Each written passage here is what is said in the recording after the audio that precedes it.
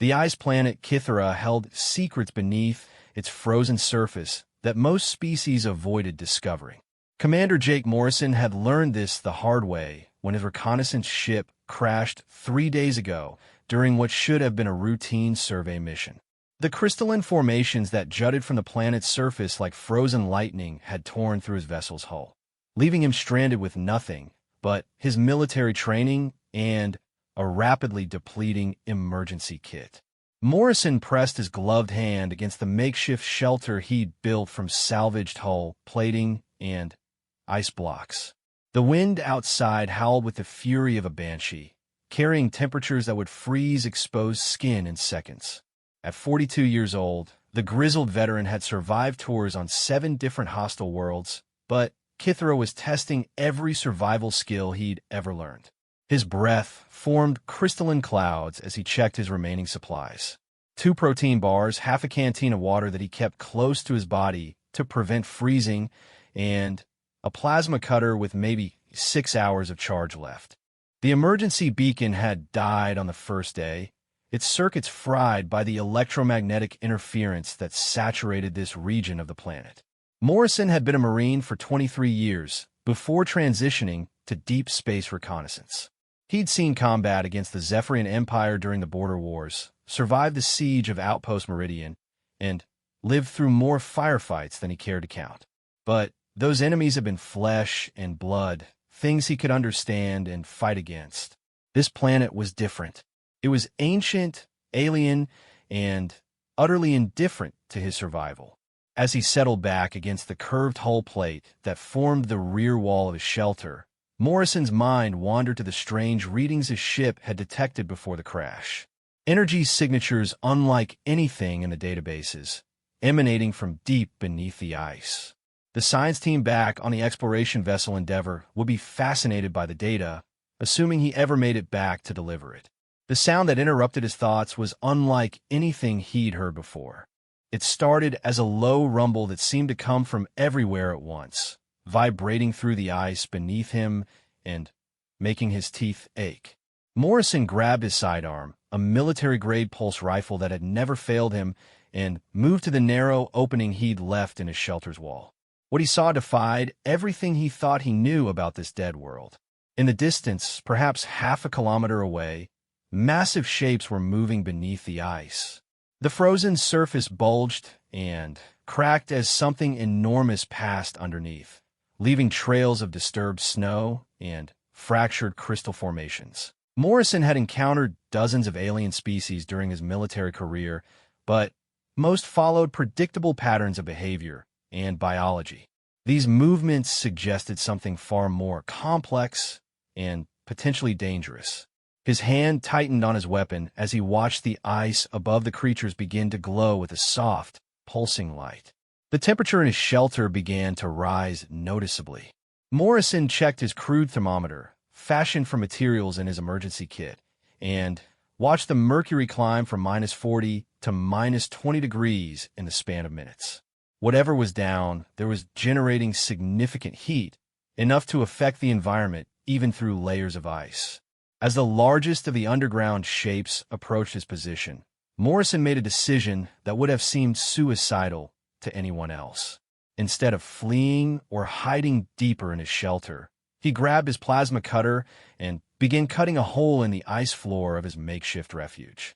If something that large was moving his way, he wanted to know what it was before it knew about him. The ice parted under the focused beam of his cutter, revealing darkness below. Morrison had expected to see rock or more ice, but instead found himself looking into what appeared to be a vast cavern. The warm air that rose from the opening carried scents he couldn't identify, organic and metallic at the same time.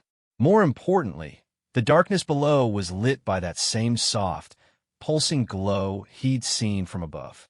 Morrison's military training screamed at him to maintain defensive positions and gather intelligence before committing to any action.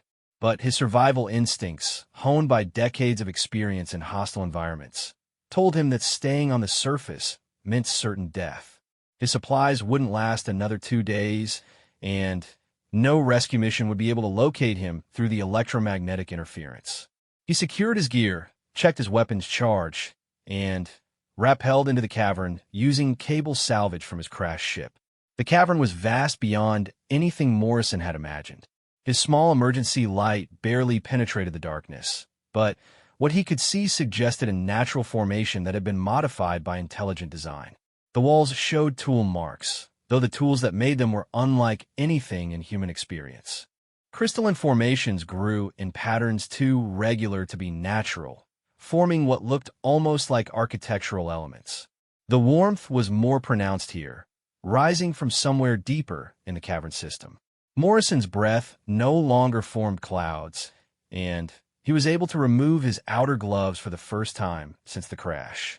The change in environment was dramatic enough to suggest a significant heat source, possibly geothermal, but more likely artificial given the intelligence implied by the modified cavern structure.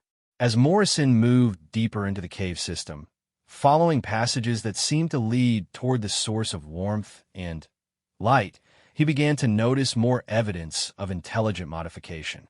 Grooves in the floor formed channels that carried streams of warm water, creating a primitive but effective heating and transportation system.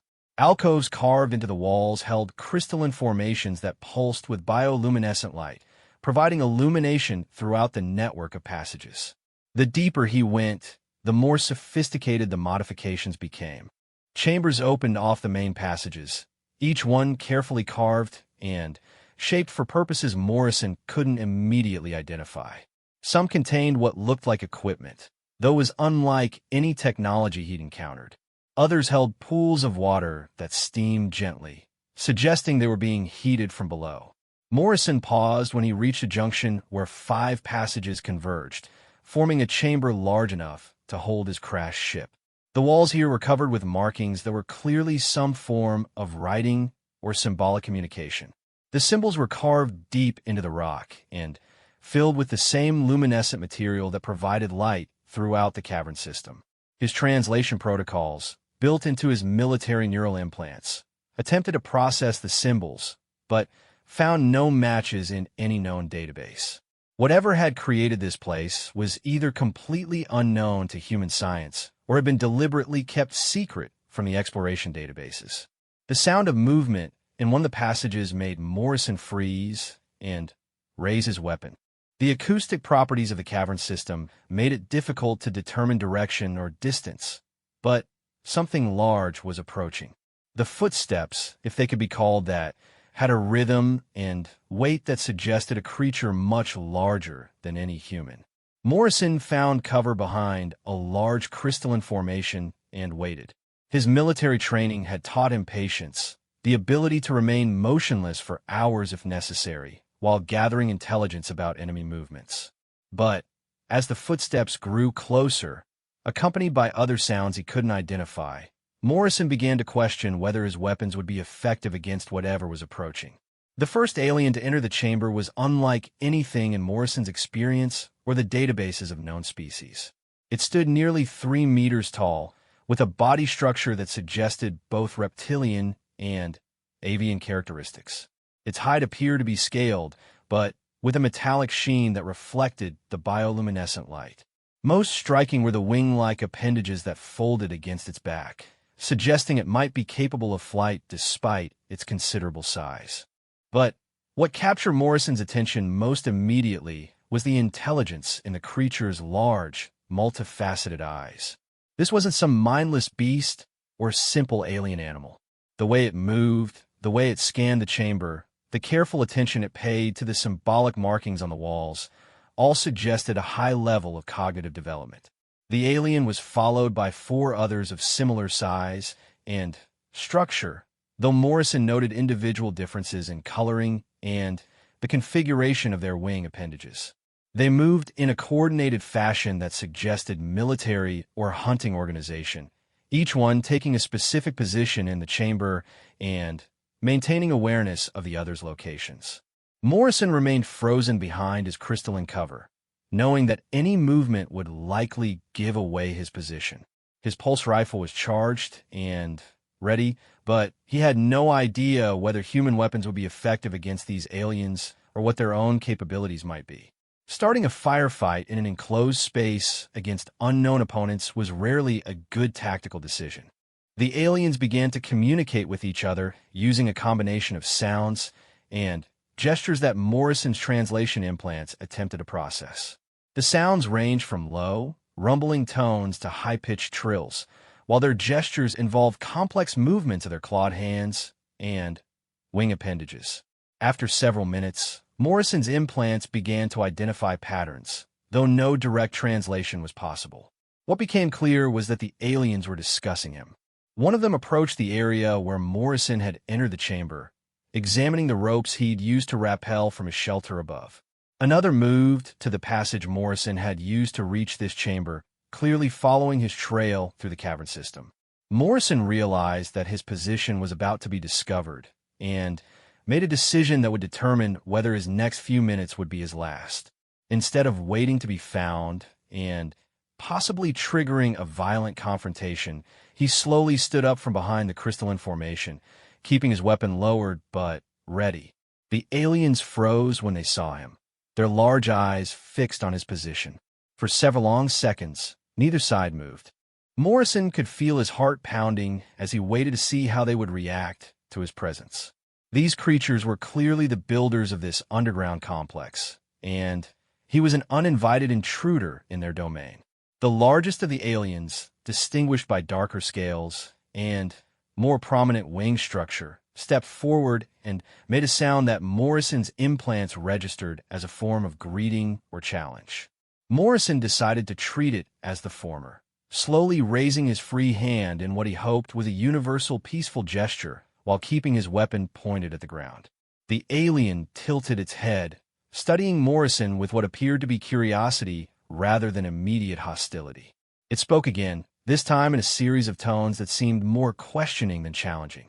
Morrison's implants were beginning to build a basic framework for understanding the alien language, though complex communication would still be impossible. Morrison pointed to himself and spoke his name clearly, then gestured toward the passage he'd used to enter the chamber. The aliens seemed to understand that he was indicating his origin, and several of them moved to examine the passage more closely.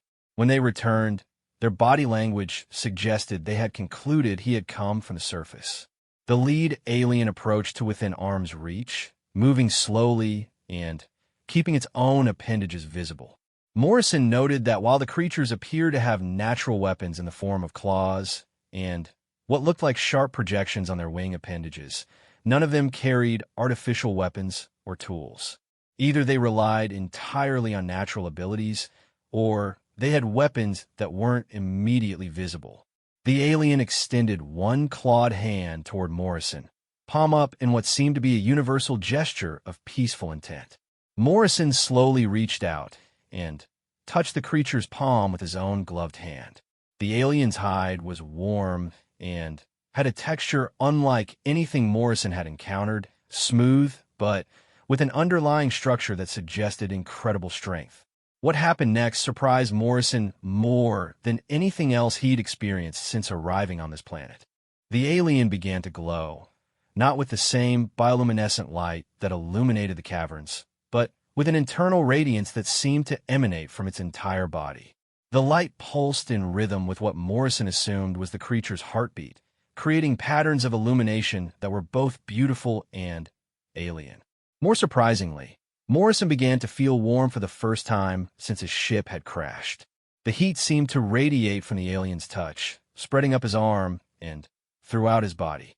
Within minutes, he was warm enough to remove his heavy outer jacket, something that would have been impossible on the planet's surface. The other aliens in the chamber began to glow as well, each one contributing to the warming effect. Morrison realized that these creatures were the heat source he detected from his shelter above. They possessed some form of internal heating mechanism that could warm their environment, possibly a biological adaptation to life on this frozen world. The lead alien released Morrison's hand and gestured toward one of the passages leading deeper into the cavern system. The message seemed clear. They wanted him to accompany them. Morrison had to make another critical decision with potentially fatal consequences. He could attempt to return to his shelter on the surface and wait for rescue that might never come. Or he could trust these alien creatures and follow them into the unknown depths of their domain. Morrison's military experience had taught him to evaluate risk versus potential gain in hostile situations. Staying on the surface meant certain death within days. Following the aliens meant entering completely unknown territory with creatures whose intentions he couldn't fully understand.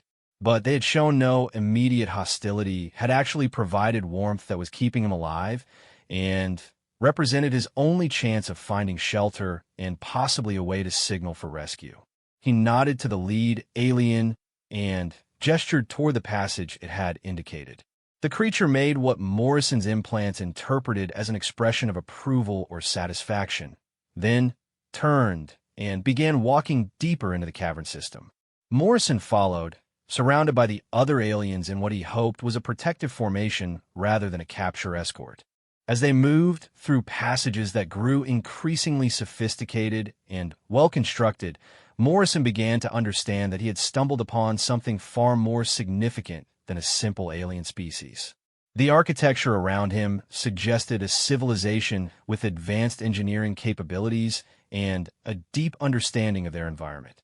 The integration of biological and technological elements indicated a development path completely different from human civilization. The passages led to chambers that clearly served specific functions, what appeared to be living spaces, work areas, and gathering places. Morrison saw other aliens of various sizes, including some that were clearly juveniles based on their smaller stature and less developed wing structures. This wasn't just a military or exploration outpost. This was a community, possibly an entire underground civilization that had adapted to life beneath the ice. The complexity of what Morrison was seeing forced him to reevaluate everything he thought he knew about this planet and its potential for supporting life. The survey mission that had brought him here was part of a larger exploration effort to identify worlds suitable for human colonization. But Kythera wasn't the dead, frozen wasteland it appeared to be from orbit. It hosted an intelligent species with technology and social structures that might be far older and more sophisticated than anything humans had achieved. As his escort led him deeper into their domain, Morrison began to realize that his survival might depend not just on the aliens' hospitality, but on his ability to understand and communicate with a civilization that had remained hidden from human detection. His crash landing had been an accident, but it might also be humanity's first real contact with a species that could change everything humans thought they knew about life in the galaxy. The warmth continued to surround him as they walked, generated by his alien companions, and maintained by the sophisticated environmental systems built into their underground city. Morrison was alive, warm, and safe for the first time since his crash. But he was also completely dependent on beings whose language he couldn't speak, whose culture he didn't understand, and whose intentions toward him remained a mystery. Morrison's hand remained on his weapon, not from any immediate sense of threat, but from decades of military habit. He was entering a situation where everything he had learned about first contact protocols, alien species, and survival in hostile environments might prove inadequate. These aliens had technology, intelligence, and capabilities that hadn't appeared in any of humanity's databases or exploration protocols. As they approached what appeared to be a major junction in the cavern system, with passages leading in multiple directions and chambers opening off the main thoroughfare, Morrison realized that his simple survival mission had evolved into something much more complex. He wasn't just trying to stay alive until rescue arrived. He had become humanity's first ambassador to a species that might hold the key to understanding how life could thrive in environments previously thought uninhabitable. The aliens around him continued to pulse with their internal light, creating patterns that Morrison was beginning to suspect might be a form of communication in addition to heat generation. If he was going to survive long enough to make meaningful contact with these beings, he would need to learn not just their language, but their entire way of understanding and interacting with the world around them. The chamber Morrison's escorts led him to defy every assumption he'd made about primitive or even advanced alien civilizations. The space was vast, easily large enough to house a small human city, with a domed ceiling that rose nearly 50 meters above the floor. But what captured his attention wasn't the size, but the integration of technology and biology that created an environment unlike anything in human experience. Crystalline formations grew from the walls in precise geometric patterns, each one pulsing with the same bioluminescent light Morrison had seen throughout the cavern system. But these weren't simple light sources. As he watched, the crystals changed color and intensity in response to the movements and activities of the aliens moving through the chamber. When groups of aliens gathered together, nearby crystals brightened. When areas became empty, the crystals dimmed to conserve energy. The floor of the chamber was covered with what Morrison initially thought was carved stone, but closer examination revealed it to be some form of organic material that had hardened into a surface that was both functional and beautiful. Patterns in the floor guided movement through the space, creating pathways that led to different areas of activity without the need for walls or barriers. Most impressive was the system of water channels that flowed throughout the chamber. The warm water that Morrison had noticed in the smaller passages formed a network of streams and pools that provided both heating and what appeared to be a form of transportation. Aliens could step into the channels and be carried by the current to different areas of the chamber, while the circulating warm water maintained a comfortable temperature throughout the entire space. Morrison estimated there were nearly 200 aliens in the chamber, engaged in activities that suggested a complex and organized society. Groups gathered around crystalline formations that projected images and symbols into the air, apparently sharing information or making decisions. Others worked with materials and tools that Morrison couldn't identify, creating objects that seemed to serve both functional and artistic purposes. What struck Morrison most forcefully was the absence of anything resembling violence or conflict. Even in the most peaceful human communities, there were signs of security measures, weapons, or defensive preparations. Here, Morrison saw none of that.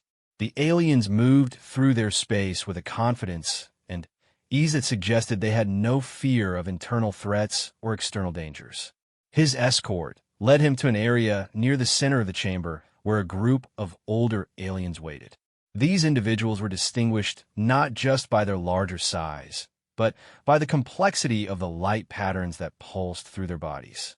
The illumination in their scales followed intricate designs that seemed to shift and change as Morrison watched, creating displays that were both mesmerizing and clearly meaningful to the other aliens present. The eldest of the group, whose scales held a deep golden hue unlike any Morrison had seen, stepped forward and extended both hands toward him. Morrison recognized this as a more formal version of the greeting he'd received earlier, and he reached out to accept the gesture. When their hands touched, the warmth that flowed into Morrison was accompanied by something else, a sensation he couldn't immediately identify. Images began to form in Morrison's mind, not as thoughts or memories, but as direct experiences that seemed to come from outside his own consciousness. He saw Kythera as it had been thousands of years ago, a world with flowing water and green vegetation populated by the ancestors of the aliens who now live beneath the ice. He experienced the gradual cooling of the planet, the formation of the ice sheets, and the incredible engineering effort required to build the underground cities that now sheltered these people. Morrison understood that he was experiencing some form of telepathic communication, though the mechanism was unlike anything in human science or psychology. The images were accompanied by emotions and concepts that help him understand not just what had happened, but how the aliens had felt about it and what it meant to their culture. The cooling of their world hadn't been a disaster to be survived, but a challenge to be met with innovation and adaptation. The aliens had embraced the change, developing technologies and social structures that turned their underground cities into thriving communities rather than simple refuges. They had learned to work with the ice rather than fighting against it, using the planet's new conditions to create energy systems and environmental controls that were both efficient and sustainable. As the images continued to flow, Morrison began to understand the true scope of what these aliens had achieved. Their underground cities weren't isolated communities scattered across the planet's surface. They were connected by an intricate network of tunnels and transportation systems that spanned continents. What appeared from space to be a dead, frozen world was actually the surface layer of a planetary civilization that had moved underground and thrived there for millennia. The technology that made this possible wasn't based on the same principles as human engineering. Instead of fighting against natural forces or trying to dominate their environment, the aliens had learned to work in partnership with the planet itself. Their cities were grown as much as built, using biological processes that shaped stone and ice into functional structures. Their energy came from the planet's core, channeled through crystalline networks that distributed power throughout their underground world. When the flow of images ended, Morrison found himself looking at the elder alien with new understanding. This wasn't first contact between species in the way humans usually imagined it. He had been accepted into a civilization that had been observing human activity in space for centuries, learning about Earth's people through careful monitoring of their exploration efforts and communications. The elder alien spoke, and Morrison's implants translated the words with significantly improved accuracy. "We have watched your people with interest, Jake Morrison of Earth. Your species shows promise, but also concerning tendencies toward conflict and environmental destruction. We had hoped to make contact under better circumstances than your survival crisis." Morrison found his voice after several moments of stunned silence. "You know who I am? You know about Earth. We know much about your species," the elder replied through a combination of verbal communication and the telepathic images that continued to flow between them. "Your exploration vessels have passed through this system many times over the past decades. We have learned your languages, studied your cultures, and observed your treatment of worlds you consider uninhabited." The implication hit Morrison like a physical blow. Humanity had been surveying worlds for colonization without realizing that some of those worlds might already be inhabited by civilizations that had simply chosen to remain hidden. How many other survey missions had unknowingly violated the territory of species that preferred to avoid contact with humanity? "We don't know," Morrison said honestly. "Our surveys showed no signs of intelligent life on Kythera. Our instruments didn't detect your cities or your technology. Your instruments look for the signs of civilizations like your own," another elder said, stepping forward to join the conversation. "You scan for radio transmissions, industrial pollutants, and large-scale construction projects. You would not detect a civilization that has learned to live in harmony with its world rather than imposing itself upon it." Morrison felt a deep sense of unease as he realized the implications of what he was learning. Humanity's expansion into space had been based on the assumption that they were alone, or at least that they were among the first species to achieve interstellar travel and planetary colonization. The discovery that they had been wrong and that other civilizations had been watching and evaluating them changed everything about humanity's place in the galaxy. "What do you want from me?" Morrison asked.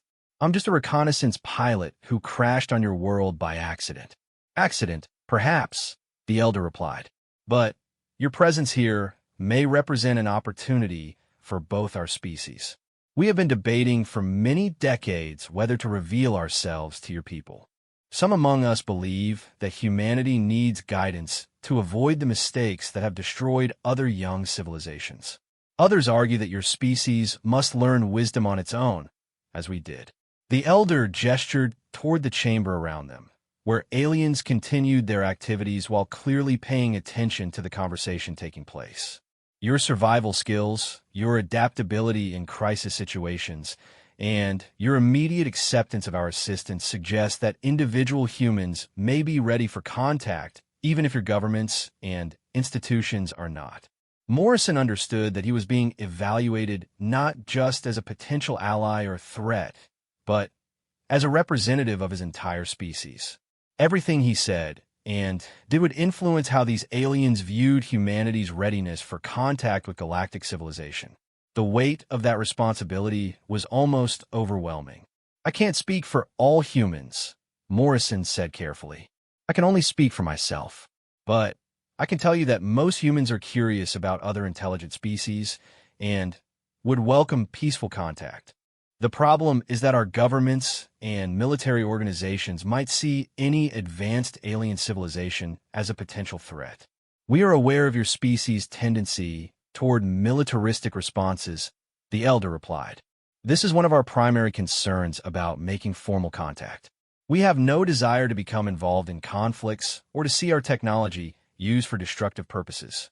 Morrison thought about the weapons and defensive systems that humanity had developed for space exploration and colonization. Even supposedly peaceful survey missions like his own were equipped with military-grade equipment and followed protocols designed for potential hostile contact.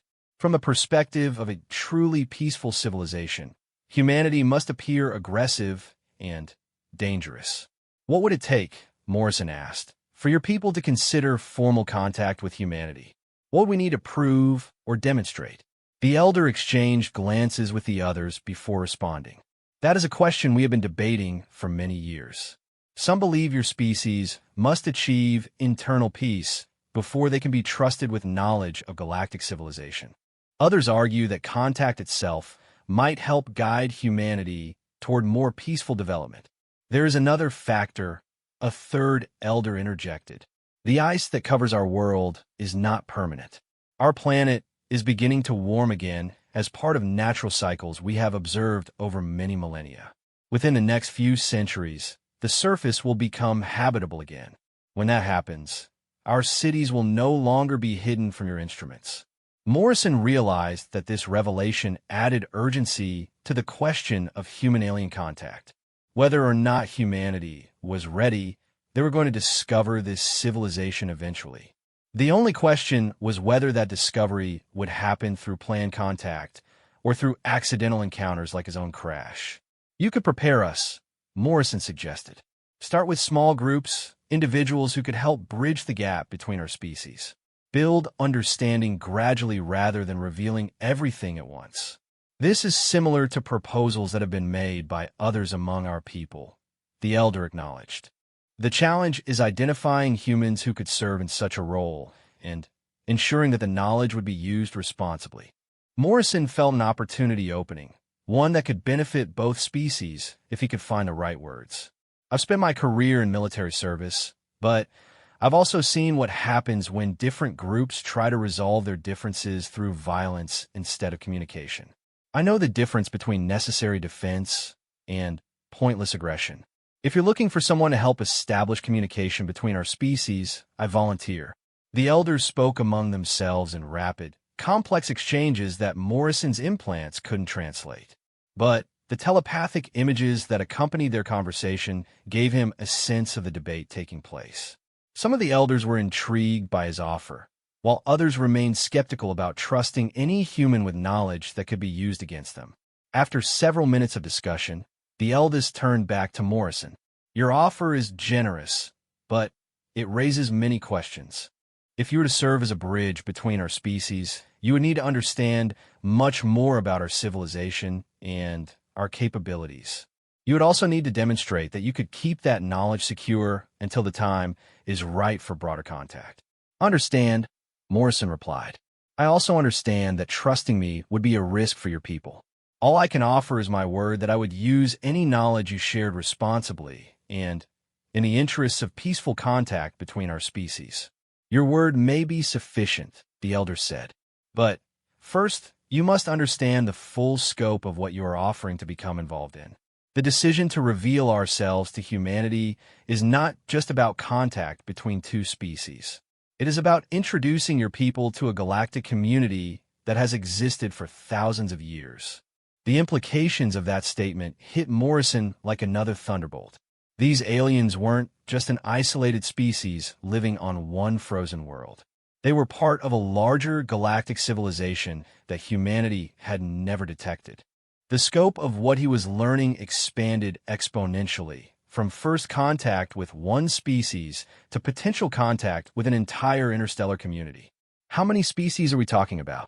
Morrison asked. Currently, 47 species maintain active membership in what you might call our Galactic Council, the elder replied. Several dozen others maintain various levels of contact and cooperation without full membership. Your species would be the 48th to be considered for inclusion if contact proceeds successfully. Morrison sat down heavily on a convenient crystalline formation, overwhelmed by the magnitude of what he was learning. Humanity had been alone in the galaxy only in their own ignorance. An entire galactic civilization had been operating around them, observing them, and debating whether they were ready to join. What determines whether a species is ready for membership? Morrison asked. Several factors, the elder explained. Technological advancement sufficient to contribute meaningfully to galactic civilization.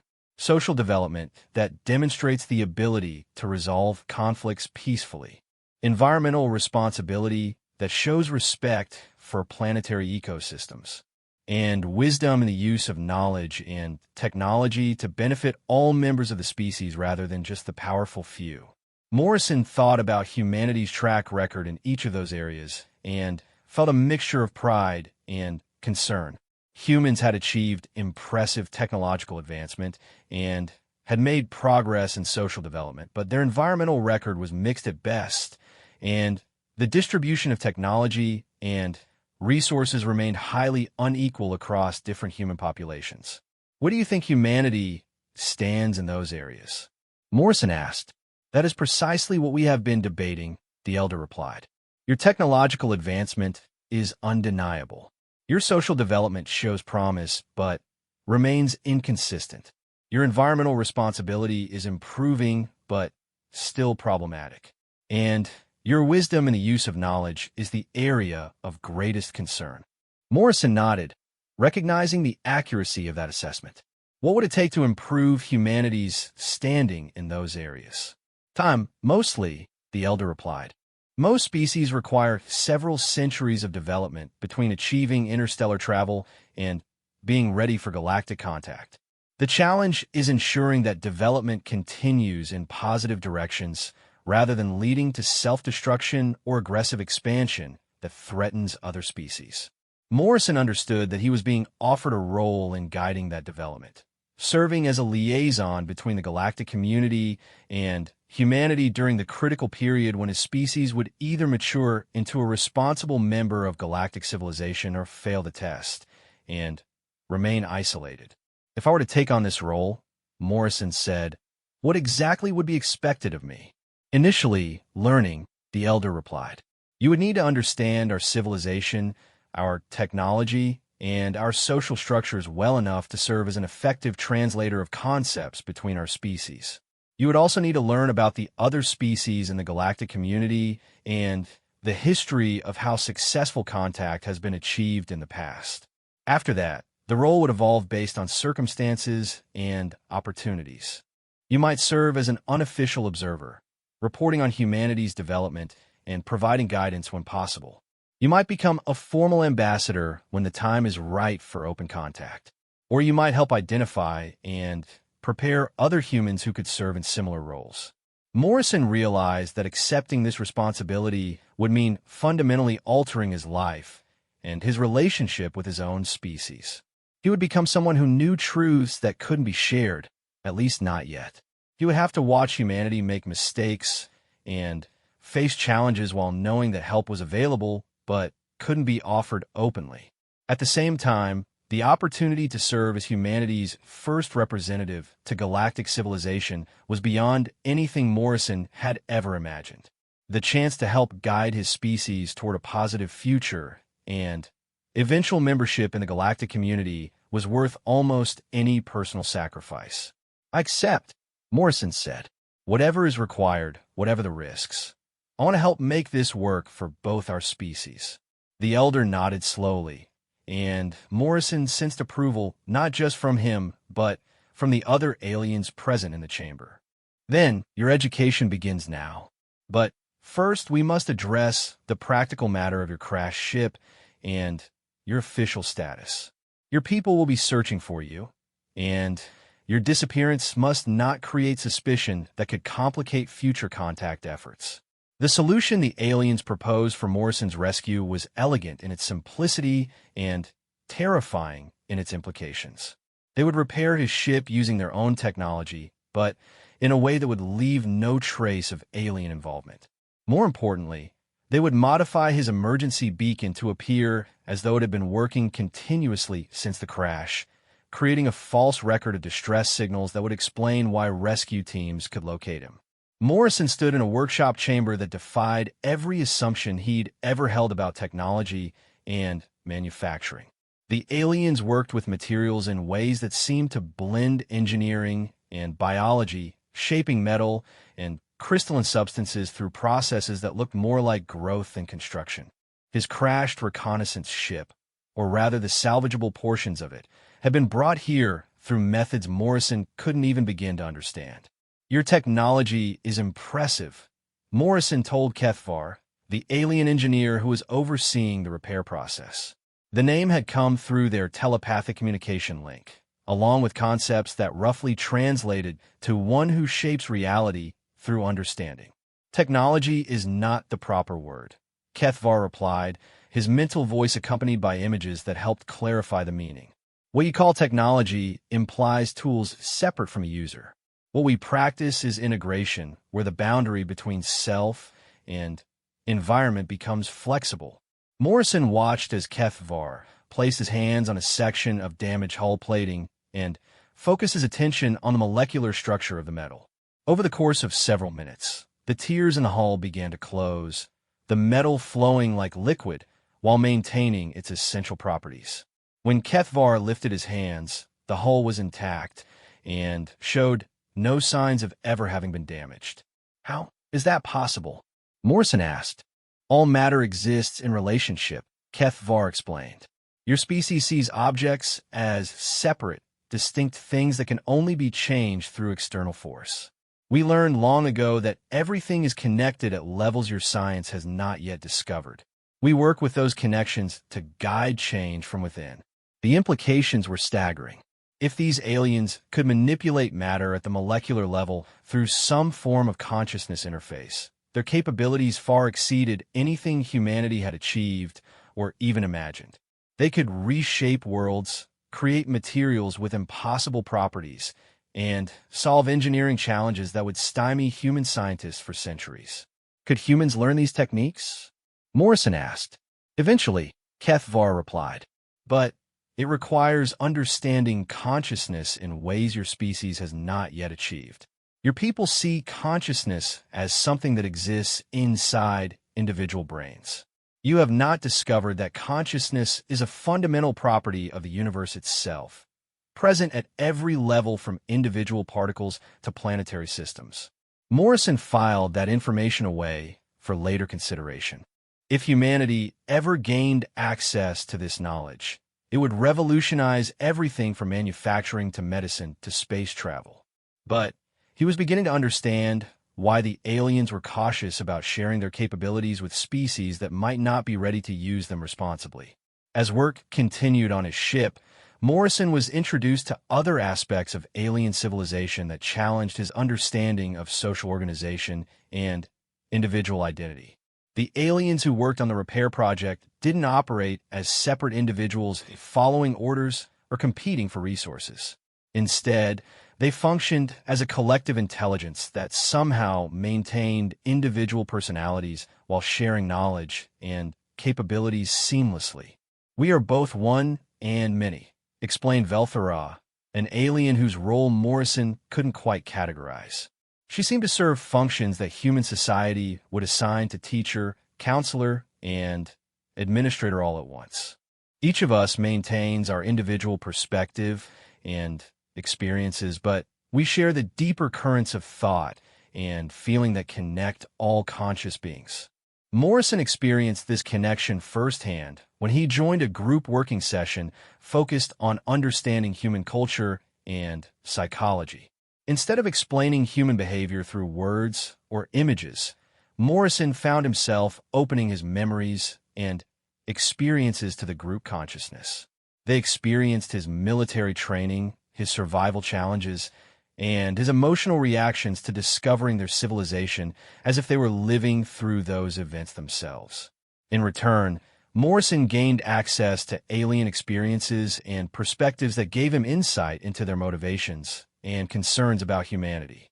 He felt their deep connection to their planet and their horror at the thought of environmental destruction. He experienced their confusion at human tendencies toward individual competition and conflict.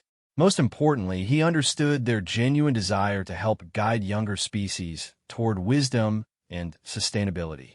The learning process was intensive and sometimes overwhelming. Human consciousness wasn't naturally equipped for the level of mental connection the aliens took for granted. Morrison found himself exhausted after sessions where he had shared thoughts and experiences with dozens of alien minds simultaneously. But he also found himself developing capabilities he hadn't known were possible. After several weeks of immersion in alien society, Morrison began to perceive the world differently. He could sense the emotional states of aliens around him, picking up on subtle communications that didn't require words or telepathic images. He found himself understanding complex technical concepts through direct mental transfer rather than traditional learning processes. Most surprisingly, he discovered he could influence matter at small scales through focused concentration, though nothing approaching the sophisticated capabilities of his alien teachers. "You are developing the foundation skills," Velthera explained during one of their learning sessions. "Human consciousness has the potential for these abilities, but your species has not developed the cultural practices necessary to awaken them. Individual humans who spend enough time in our environment begin to access capabilities that remain dormant in most members of your species." Morrison realized that his transformation wasn't just about learning alien knowledge, but about developing human potential that had never been recognized or cultivated.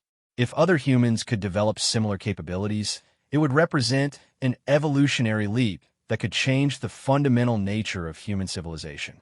Could these abilities be taught to other humans? Morrison asked.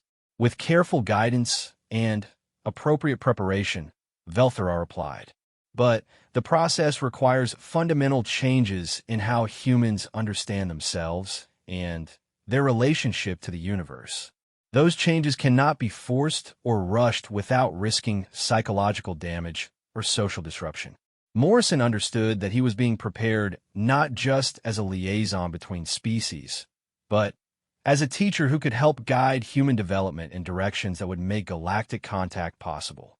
The responsibility was enormous, and the potential consequences of failure were equally significant.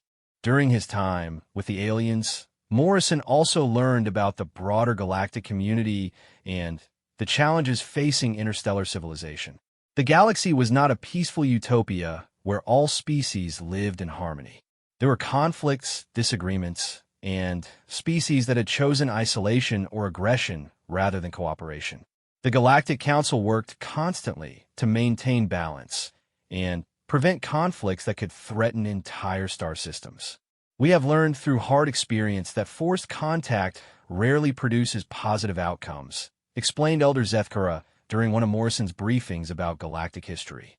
Species must choose to join galactic civilization voluntarily, and they must demonstrate readiness through their own actions rather than through compliance with external demands.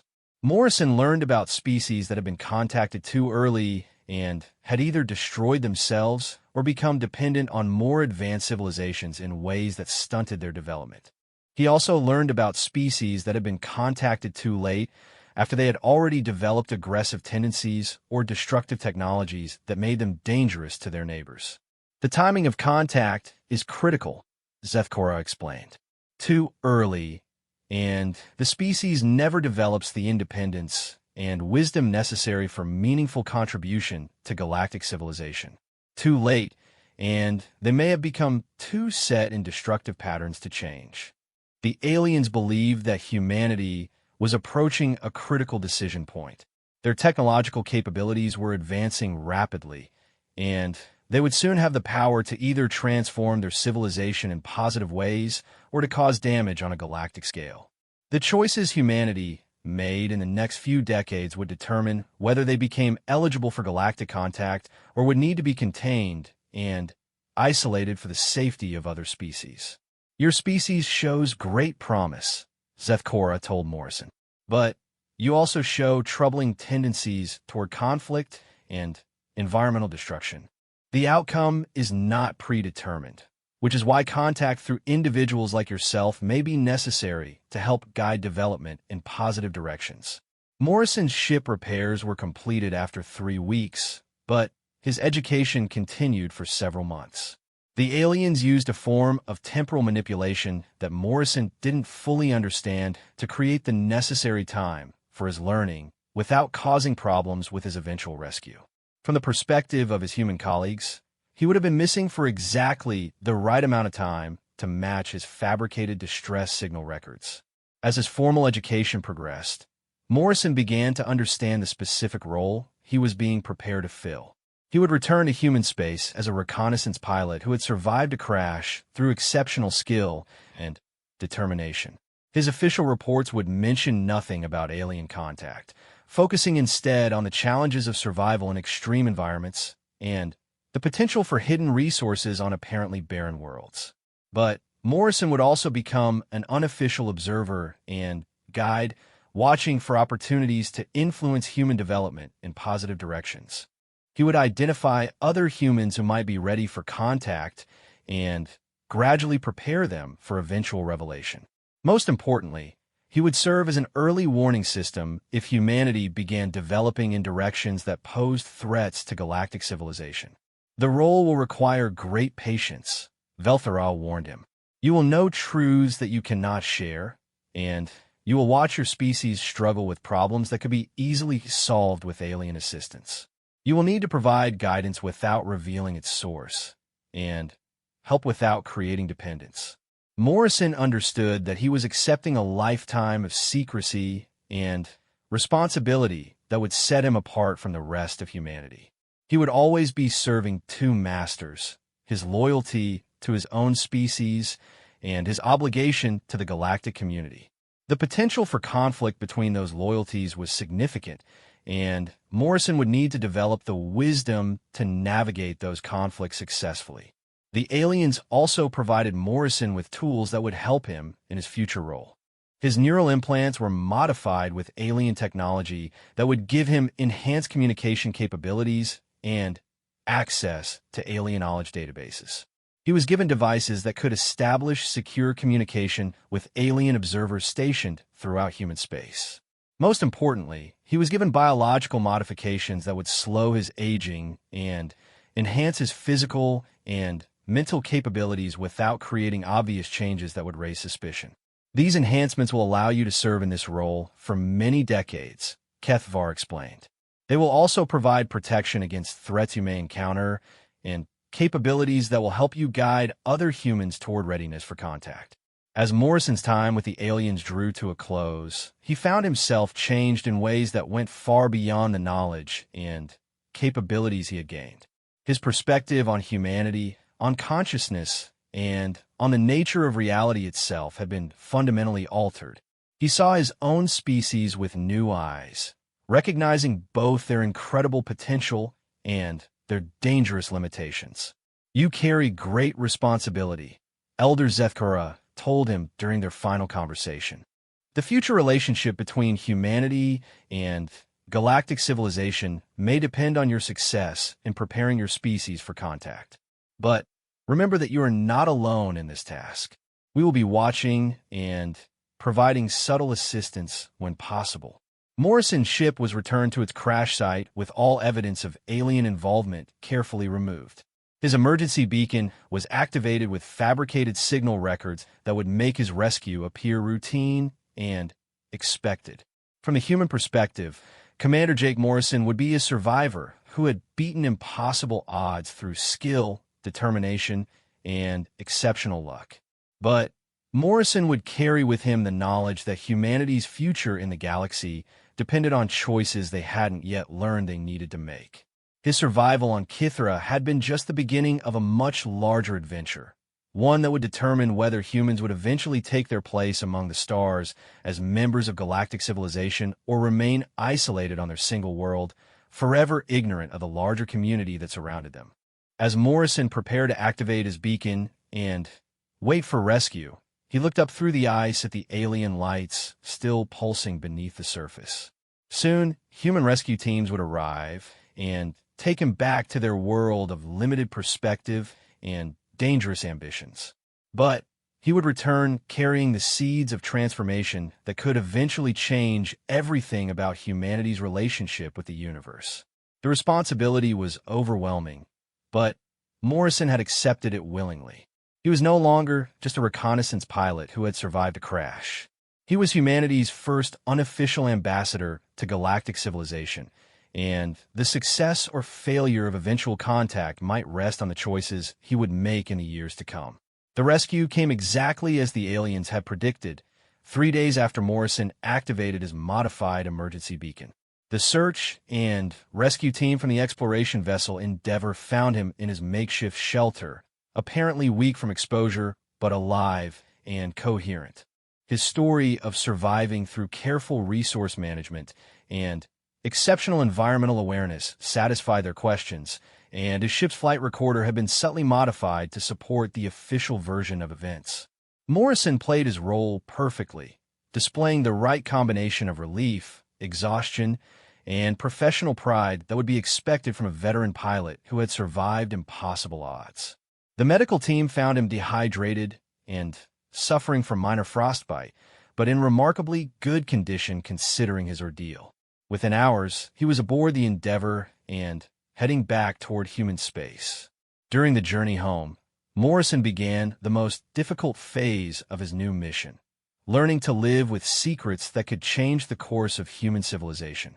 His debriefing sessions with the Endeavour's command staff required careful navigation between truth and necessary deception. He reported accurately on Kythera's surface conditions, environmental challenges, and the electromagnetic interference that had caused his crash. But he said nothing about the underground civilizations, the alien technology, or the galactic community that had been observing humanity for centuries. The challenge wasn't just maintaining the deception, but resisting the urge to share knowledge that could benefit his species immediately. Morrison now understood energy generation techniques that could solve humanity's power problems, environmental restoration methods that could repair damaged ecosystems, and consciousness development practices that could eliminate many forms of mental illness and social conflict.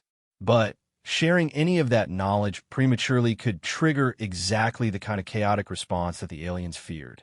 Human governments would demand access to alien technology, military organizations would want to weaponize alien capabilities, and the revelation that humanity was being observed and evaluated would likely provoke defensive or aggressive reactions that would close the door on peaceful contact permanently. Morrison's modified neural implants provided a constant reminder of his dual existence. During normal human interactions, the alien enhancements remained dormant, allowing him to function normally within human society. But when he was alone or in secure locations, the implants activated communication links that connected him to alien observers stationed throughout human space.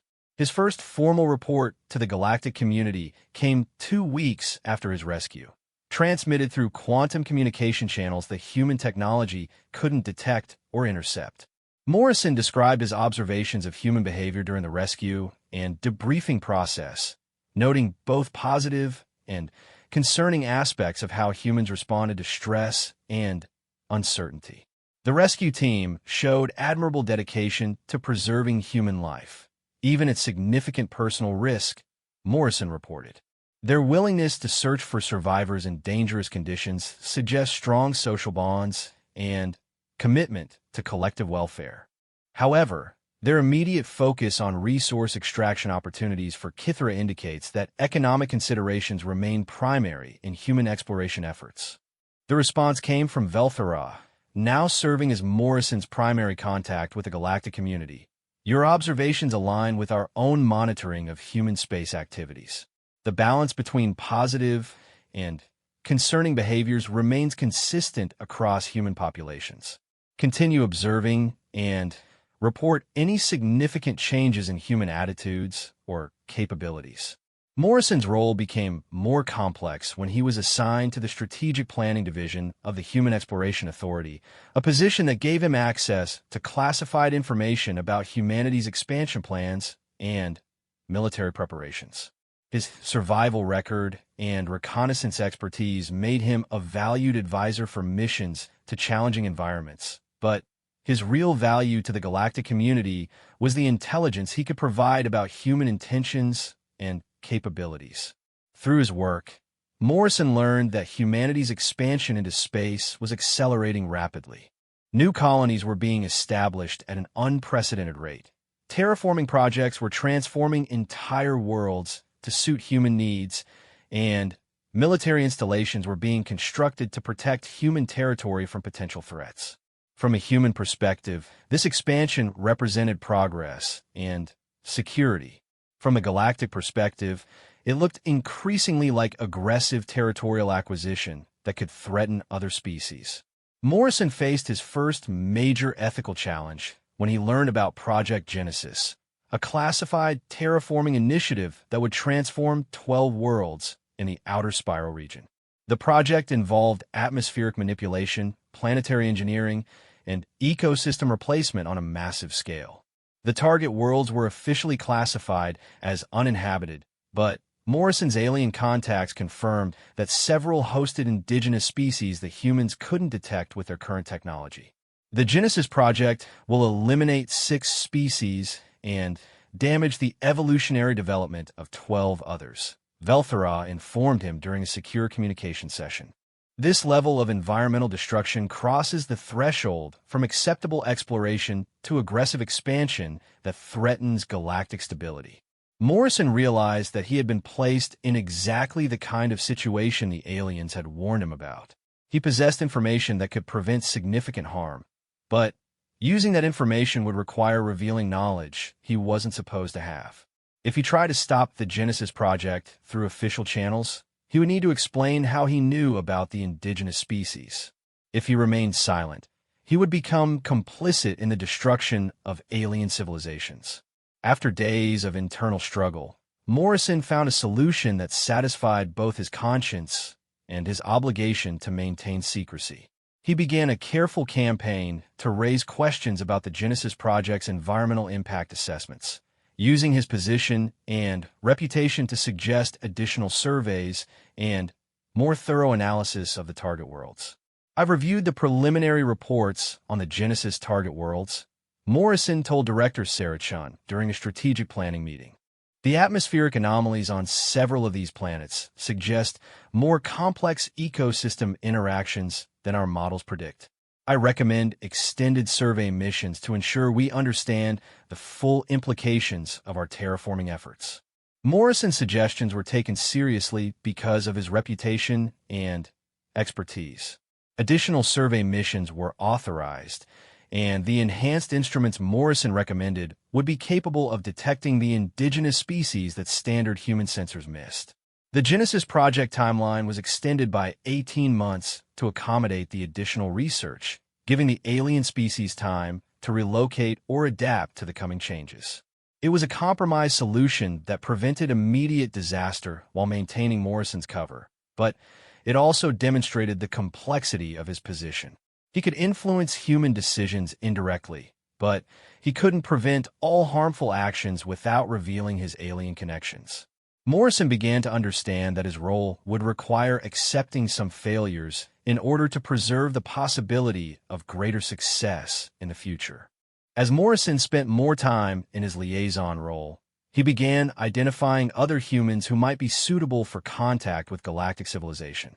The aliens had given him specific criteria to look for: individuals who demonstrated wisdom in crisis situations, empathy for other species, curiosity about the universe, and the emotional stability to handle paradigm-shifting revelations.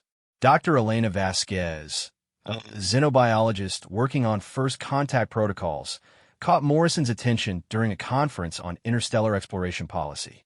Her presentation on the ethical implications of human expansion demonstrated exactly the kind of thinking that the galactic community valued.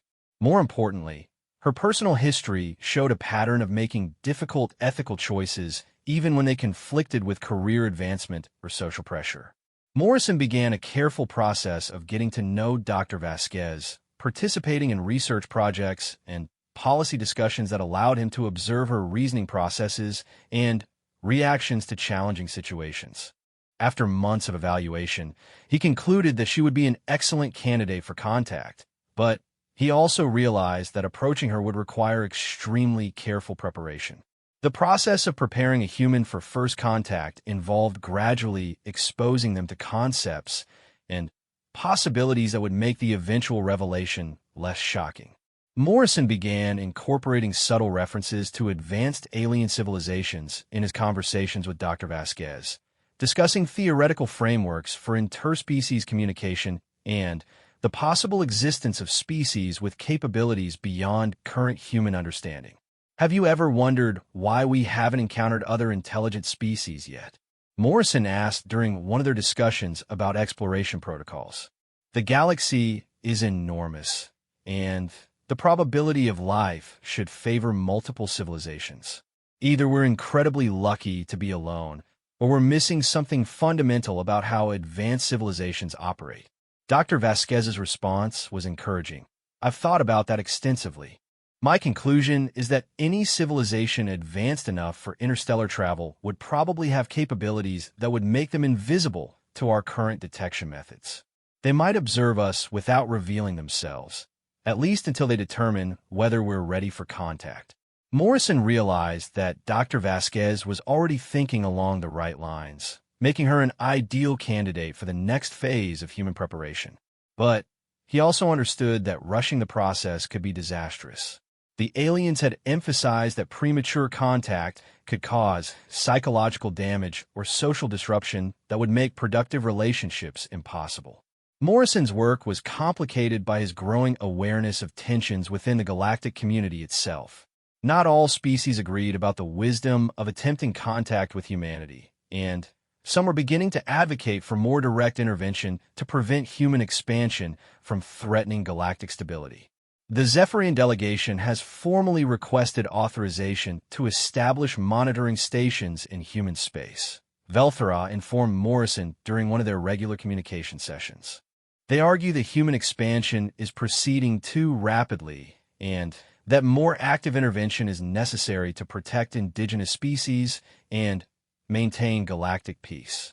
Morrison understood the implications immediately. If the galactic community decided that humanity posed too great a threat, they could take actions that would fundamentally alter human civilization without consent or consultation. Humanity might find itself confined to a limited number of star systems, prevented from further expansion by alien intervention that humans would probably interpret as hostile invasion. What would it take to prevent that level of intervention? Morrison asked. Demonstrable progress toward wisdom and environmental responsibility, Velthera replied. The galactic community needs evidence that humanity is developing in positive directions and that contact could produce beneficial outcomes rather than increase conflict.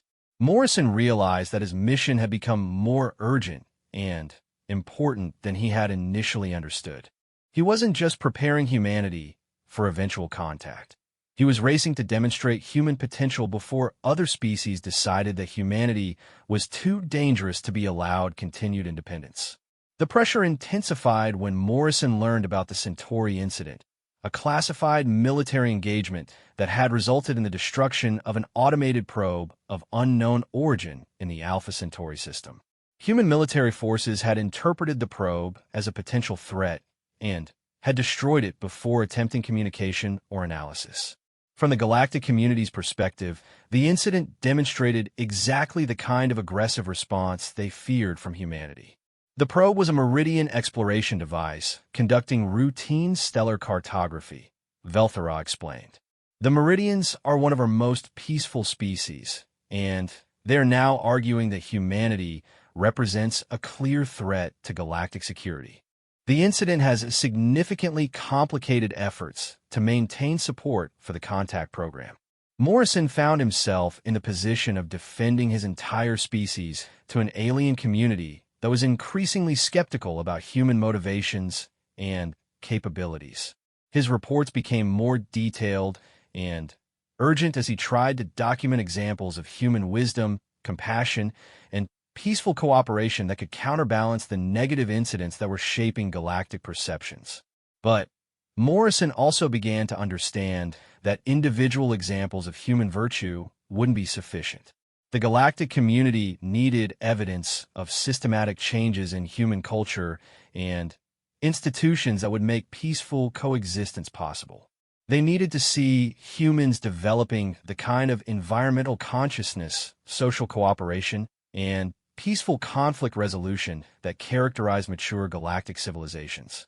Morrison's role evolved from observer and reporter to active agent of change, working to influence human development in directions that would satisfy galactic requirements for contact readiness. The challenge was enormous. How could one individual, working in secret and with limited resources, help guide an entire species toward fundamental cultural transformation? The answer, Morrison realized, lay in the network approach the aliens had taught him. Instead of trying to change humanity single-handedly, he needed to identify and prepare other individuals who could serve as nodes in a growing network of humans ready for galactic contact. Each person he successfully prepared could go on to prepare others, creating an exponential expansion of human consciousness that could eventually reach the critical mass necessary for species-wide transformation. Dr. Vasquez became Morrison's first successful contact. After months of careful preparation, he arranged a meeting in a secure location where she could be introduced to alien representatives without risk of exposure or social disruption. Her reaction to first contact exceeded even Morrison's optimistic expectations. "This is incredible," Dr. Vasquez said after her initial conversation with Velthera through Morrison's telepathic translation.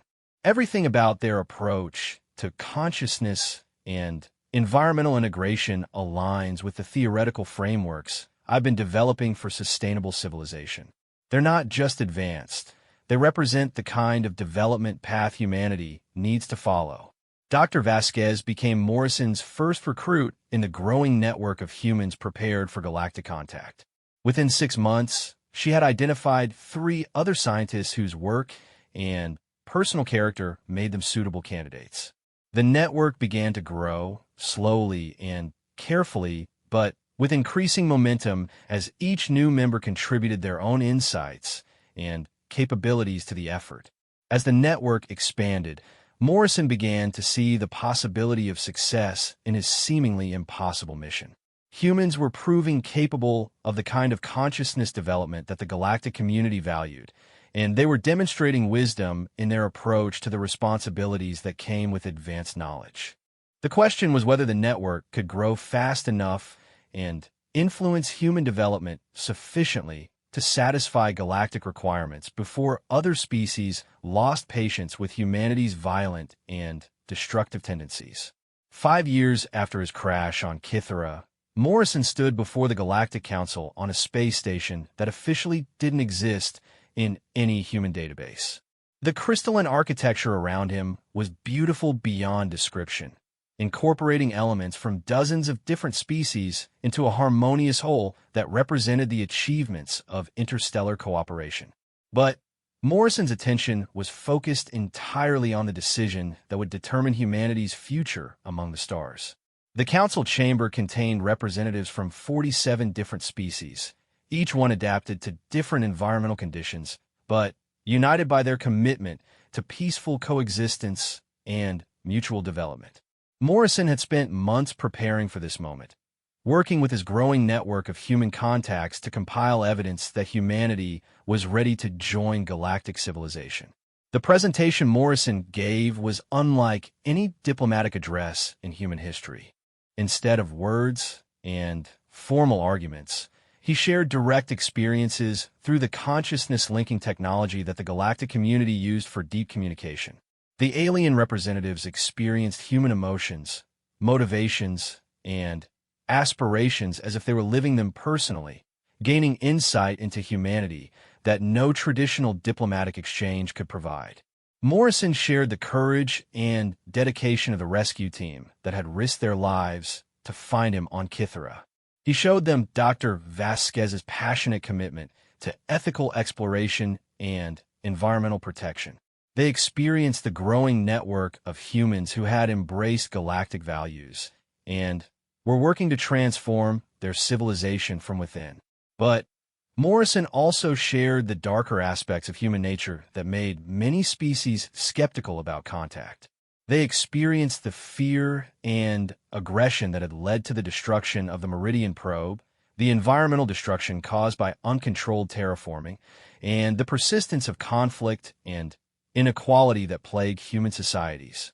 Your species shows remarkable potential, said Ambassador Keth Miran of the Crystalline Collective, speaking for a coalition of silicon-based species.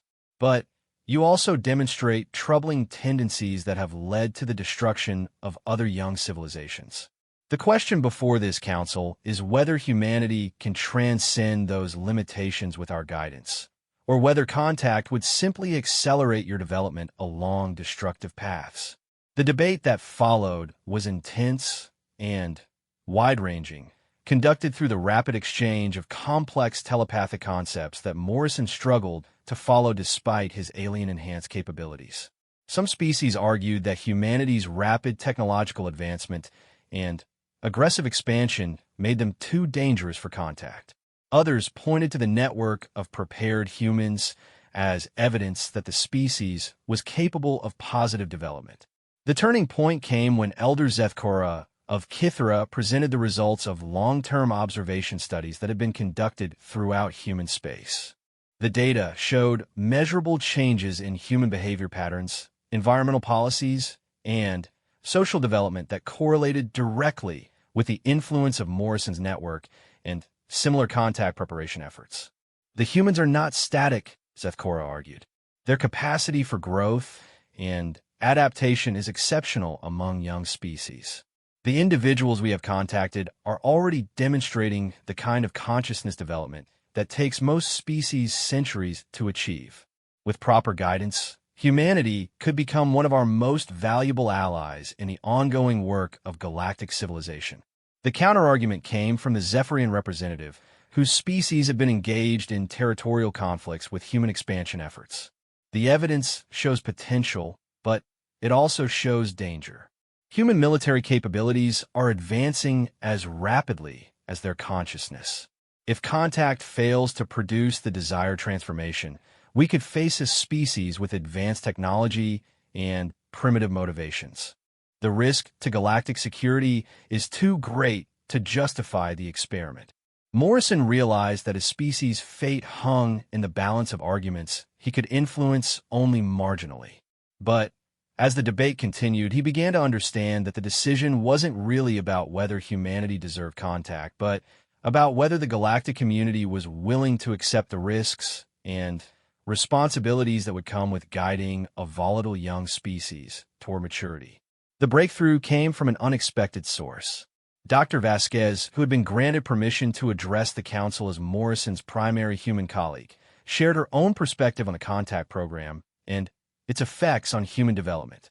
You're debating whether humanity is ready for galactic citizenship, Dr. Vasquez said through Morrison's telepathic translation. But the question isn't whether we're ready now. It's whether we're capable of becoming ready with your help. The humans who have been contacted haven't just gained knowledge about galactic civilization. We've developed new capabilities for consciousness integration, environmental harmony, and peaceful cooperation that we're already sharing with others of our species. Dr. Vasquez went on to describe the underground network of prepared humans that now included scientists, educators, policymakers, and cultural leaders across human space. We're not asking you to accept humanity as we are. We're asking you to partner with us in becoming what we could be. The transformation is already beginning, but it needs galactic support to reach the critical mass necessary for species-wide change. The Council's response was unlike anything Morrison had expected. Instead of a simple yes or no decision, They proposed a graduated contact program that would allow humanity to earn full galactic membership through demonstrated achievements in consciousness development, environmental responsibility, and peaceful cooperation.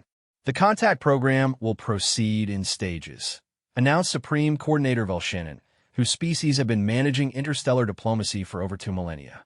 Stage 1 involves expanding the network of contacted humans and establishing formal observation posts throughout human space. Stage 2 will introduce limited technological exchange and cultural programs between humans and selected galactic species. Stage 3 will grant provisional membership with full diplomatic relations and access to galactic resources. Each stage would require humanity to meet specific criteria for advancement, including environmental restoration projects, peaceful resolution of internal conflicts, and demonstration of readiness to accept responsibility for the welfare of other species. The program was designed to guide human development while providing safeguards against the kind of rapid militarization or cultural disruption that had destroyed other promising species. Morrison felt a mixture of relief and apprehension as he considered the implications of the Council's decision. Humanity had been granted the opportunity to join galactic civilization, but they would need to earn that membership through fundamental changes in their culture, institutions, and individual consciousness. The work ahead would be more challenging than anything his species had ever attempted. The first stage of the contact program began immediately. Morrison returned to human space with authorization to expand his network dramatically, recruiting hundreds of carefully selected humans for direct contact with alien mentors. Dr. Vasquez was given responsibility for establishing research programs that would introduce alien knowledge gradually while maintaining the appearance of natural human discovery. The expanded network included individuals from every major human colony and institution. Scientists were contacted who could guide technological development in beneficial directions. Educators were recruited who could introduce consciousness development techniques into human learning systems. Military officers were brought into the program to help redirect human defensive capabilities away from aggressive expansion and toward protective cooperation. Morrison's role evolved from secret agent to public advocate as the contact program moved toward official revelation. He began giving presentations about theoretical alien civilizations and the hypothetical requirements for interstellar cooperation. His survival story became the foundation for a new narrative about human potential and the possibility of contact with advanced species. The transformation of human civilization wasn't immediate or uniform, but it was measurable. Environmental restoration programs expanded rapidly as contacted humans introduced alien techniques for ecosystem regeneration. Conflicts between human colonies began resolving through new mediation methods that incorporated consciousness-linking technologies. Educational systems started emphasizing cooperation, environmental awareness, and peaceful problem-solving. The most dramatic changes occurred in human space exploration policies. The Genesis Project was officially canceled in favor of sustainable development, initiatives that prioritized environmental preservation and the rights of indigenous species. New exploration protocols required extensive surveys for intelligent life and mandated non-interference policies for worlds that showed signs of developing civilizations. The second stage of the contact program began 3 years later, when humanity had demonstrated sufficient progress in environmental responsibility and peaceful cooperation to warrant limited technological exchange.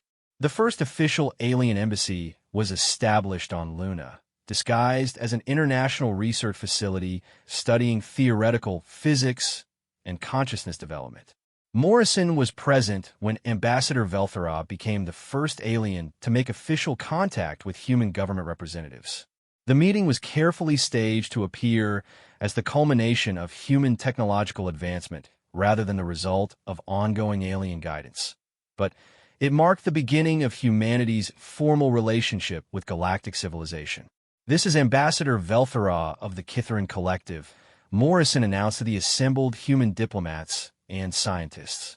Her people have been observing human development for decades, and they've concluded that we're ready for limited contact and cooperation. The human reaction was everything the contact program had worked to achieve. Instead of fear or aggression, the government representatives showed curiosity, excitement, and eagerness to learn. The years of preparation had created a cultural foundation that made peaceful first contact possible. The technological exchange that followed revolutionized human capabilities while maintaining the gradual pace that prevented social disruption. Alien knowledge was introduced as breakthrough discoveries made by human scientists working with alien advisors. Energy systems became cleaner and more efficient. Medical techniques eliminated most forms of disease and extended human lifespan significantly. Transportation technology allowed for more efficient interstellar travel with minimal environmental impact. But the most important changes were in human consciousness and social organization. The networking techniques that Morrison had learned from the aliens spread throughout human space, creating unprecedented levels of cooperation and understanding between individuals and communities. Conflicts that had persisted for generations were resolved through consciousness-linking mediation. Environmental destruction was halted and reversed through shared awareness of ecological interconnection. Morrison watched these transformations with a mixture of pride and amazement. The humans he had known 5 years earlier would have been incapable of the level of cooperation and wisdom that was now becoming commonplace throughout human civilization. The contact program hadn't just introduced alien knowledge. It had awakened human potentials that had been dormant for millennia. The third stage of the contact program, full galactic membership, was achieved 7 years after Morrison's first contact with the aliens. Humanity had demonstrated not just the ability to benefit from galactic knowledge, but the wisdom to use that knowledge responsibly and the commitment to extend the same opportunities to other developing species. Morrison returned to the Galactic Council chamber for humanity's formal acceptance ceremony, but this time he was accompanied by a delegation of human representatives who had been prepared for full participation in galactic civilization. Dr. Vasquez was there as Earth's first ambassador to the Galactic Council. Former military officers who had become peace negotiators represented the transformation of human conflict resolution capabilities. Scientists who had integrated alien knowledge with human creativity demonstrated the potential for beneficial technological development. Humanity has achieved something remarkable, Supreme Coordinator Vel Shannon announced to the assembled council. You have transformed your civilization in less than a decade, developing capabilities that most species require centuries to achieve. Your success demonstrates that rapid positive development is possible when species are guided properly and embrace change willingly. Morrison realized that humanity's achievement was unprecedented in the galaxy's history of contact programs. Most species required multiple generations to develop the consciousness and cooperation necessary for galactic membership. Humanity had done it within a single generation through the accelerated learning made possible by their exceptional adaptability and the comprehensive support provided by the contact program. But Morrison also understood that humanity's transformation was just the beginning of their galactic journey. As the newest members of an ancient civilization, humans would need to learn their role in the ongoing work of guiding other young species toward wisdom and cooperation. They would become mentors and teachers, helping other civilizations achieve the same transformation they had accomplished. The final scene of Morrison's personal journey took place back on Kythera, where it had all begun. The planet's surface was still frozen and inhospitable, but now Morrison could perceive the thriving civilization that existed beneath the ice. He stood in the same chamber where he had first encountered the aliens, but now he was no longer a desperate survivor seeking rescue.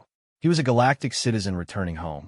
You have exceeded our most optimistic projections, Elder Zethkora told him as they stood together watching human and alien children playing in the chamber's warm pools. Your species has not only joined galactic civilization, You have enriched it with capabilities and perspectives that no other species has contributed. Morrison watched the children communicating through consciousness linking while maintaining their individual personalities and cultural identities. Human and alien youngsters learned from each other naturally, creating hybrid approaches to problem-solving that combine the best aspects of different species' capabilities. What's next? Morrison asked. The galaxy is vast, and there are always young species approaching the point where contact might be beneficial, Zethkor replied. Some will be as adaptable as humanity. Others will require different approaches and longer development periods. Your people will play a crucial role in determining how contact programs develop in the future. Morrison smiled as he contemplated the irony of his situation. The reconnaissance pilot who had crashed on a frozen world while surveying it for human colonization had become the architect of his species' integration into a galactic community he hadn't known existed. His survival had led to humanity's transformation from an isolated and potentially dangerous young civilization into valued members of an ancient and wise galactic society.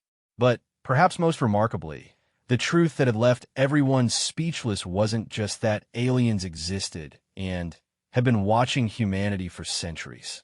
The real revelation was that humans possessed capabilities and potential that even they hadn't recognized until they were given the opportunity to develop them. Contact with galactic civilization hadn't just changed what humans knew about the universe. It had changed what they knew about themselves. Morrison's crash on Kythera had been an accident, but everything that followed had been the result of choices made by individuals and species committed to growth, understanding, and cooperation. The aliens had chosen to reveal themselves and guide human development rather than allowing humanity to remain isolated or become a threat to galactic security. Humans had chosen to embrace transformation rather than resisting change or misusing alien knowledge for destructive purposes. As Morrison prepared to leave Kythera for his new assignment as humanity's representative to the Galactic Contact Commission, he reflected on the journey that had brought him from survival crisis to galactic citizenship. The path had been challenging and uncertain, requiring courage, wisdom, and trust.